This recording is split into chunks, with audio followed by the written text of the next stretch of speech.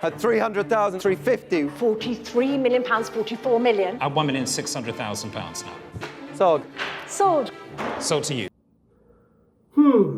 요즘 미술 투자가 대세라는데 도대체 어디에다가 투자를 하는 게 좋겠지? 난 뭐 경험도 없고 돈도 그렇게 많지 않고 위험 있는 거 아닐까? 그래도 남들 다 하는데 요즘 젊은 사람도 한다고 하는데 나도 해봐야 되는 거 아니야? 유아에다가 해야 되나? 그건 너무 비싸. 그러면 판화에다 해볼까? 근데 판화도 투자 가치가 있을까?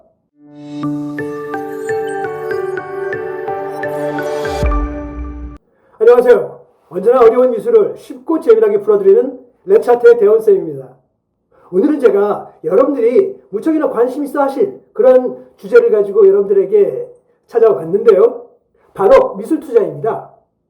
그 중에서도 판화를 투자를 한다면 어떨까라는 건데요. 과연 판화가 투자 가치가 있을까요?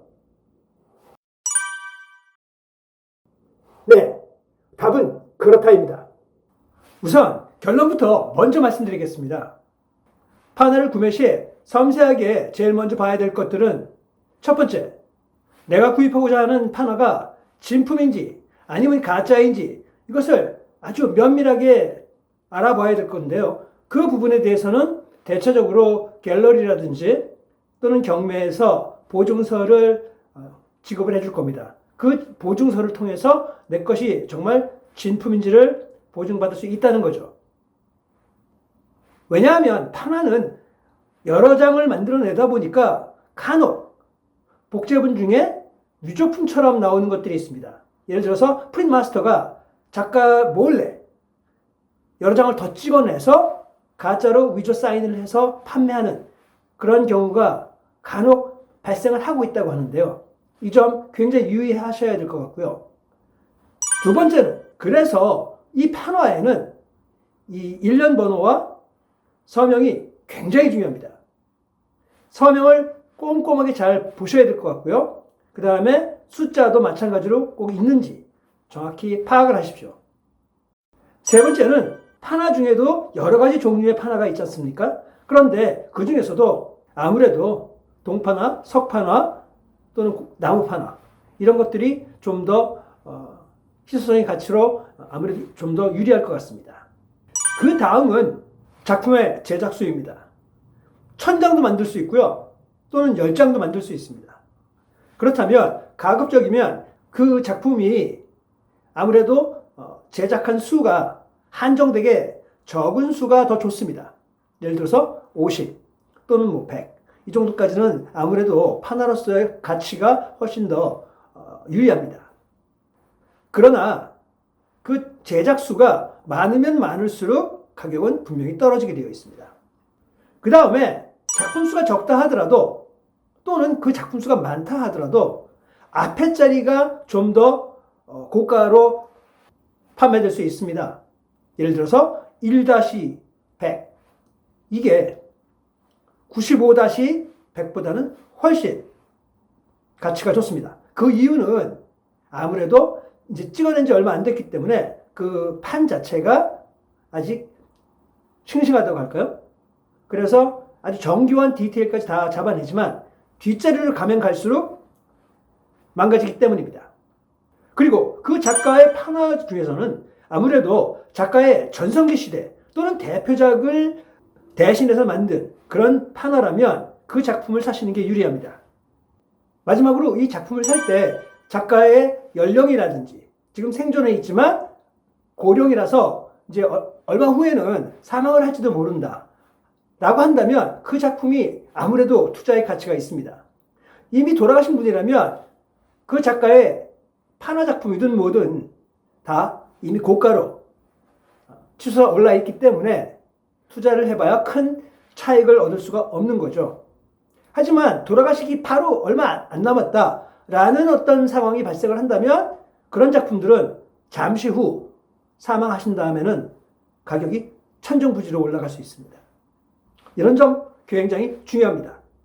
그러면 좀 더 상세하게 이런 판화에 대한 모든 것을 그리고 어떻게 판화에 대해서 투자를 하면 되는지를 자세히 알아보도록 하겠습니다.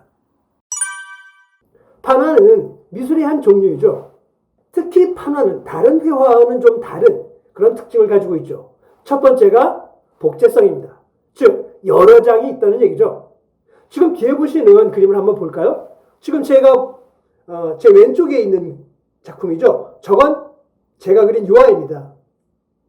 유화는 저렇게 똑같은 작품은 이 세상에 단 한 작품밖에 없는 것은 다 아시죠. 그리고 지금 제가 보는 오른쪽에 있는 것은 판화입니다. 저 판화는 제 교수님이 저한테 선물을 해주신 건데요. 저 판화는 동판화입니다. 자, 이렇듯 두 작품은 같은 미술이면서 특히 회화류에 속하지만 그 중에서도 왼쪽은 오리지널 회화, 오른쪽은 오리지널 판화입니다. 이런 복제성을 가지고 있는 부분에서 어떤 특징을 가지고 있을지는 잠시 후에 우리가 알아보도록 하고요. 복제성이라는 것 때문에 판화의 어떤 그런 고유 특성 때문에 아마 유의해서 투자를 하실 필요는 있습니다.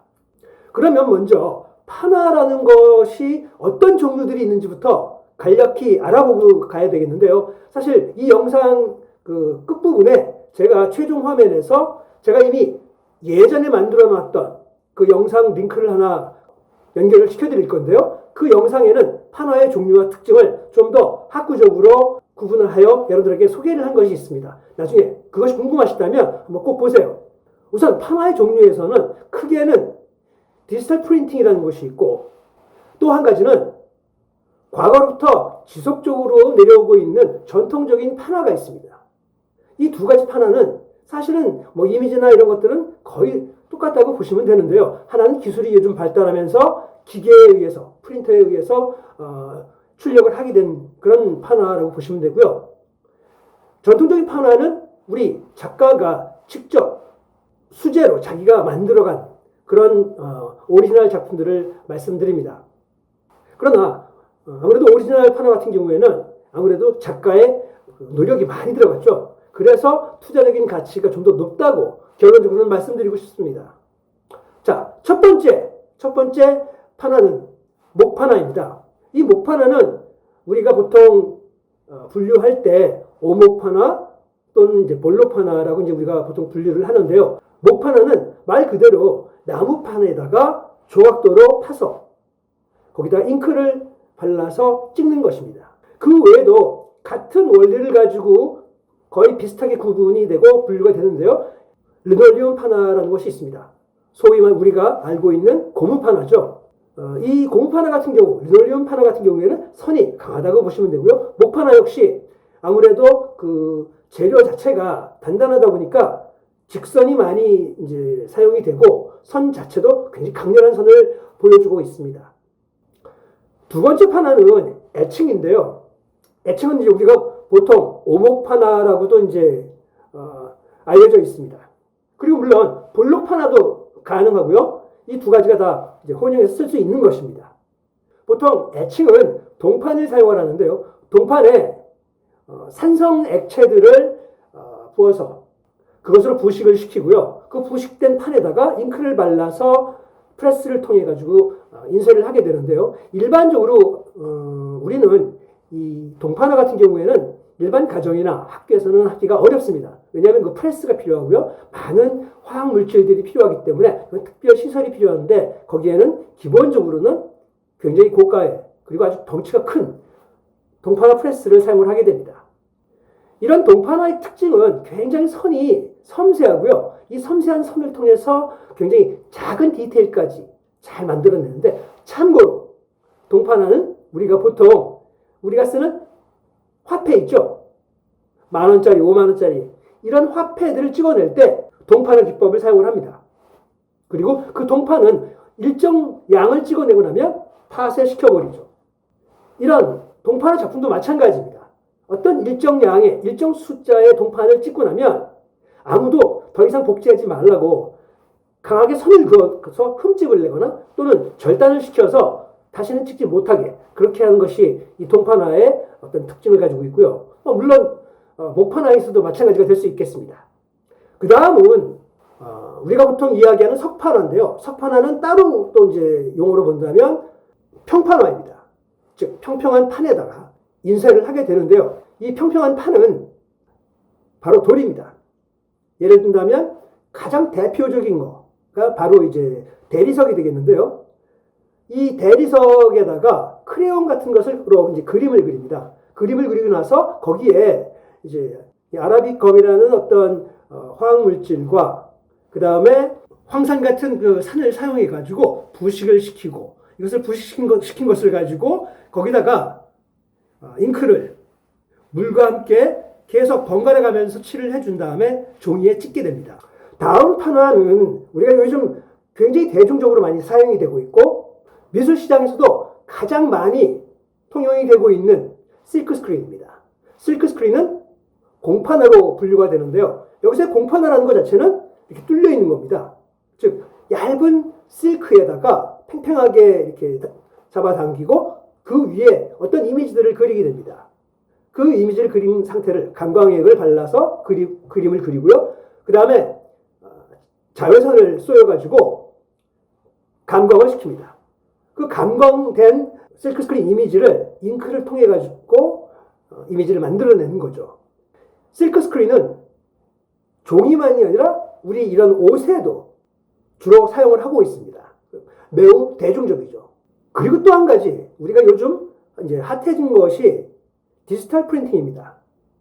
우리가 대형 레이저젯 프린터나 이런 것을 통해 가지고 대량 인쇄를 하게 되는데요. 이미지나 이런 어떤 퀄리티 자체에서는 손으로 직접 제작한 그런 판화하고 거의 똑같습니다. 오히려 나은 부분도 있죠.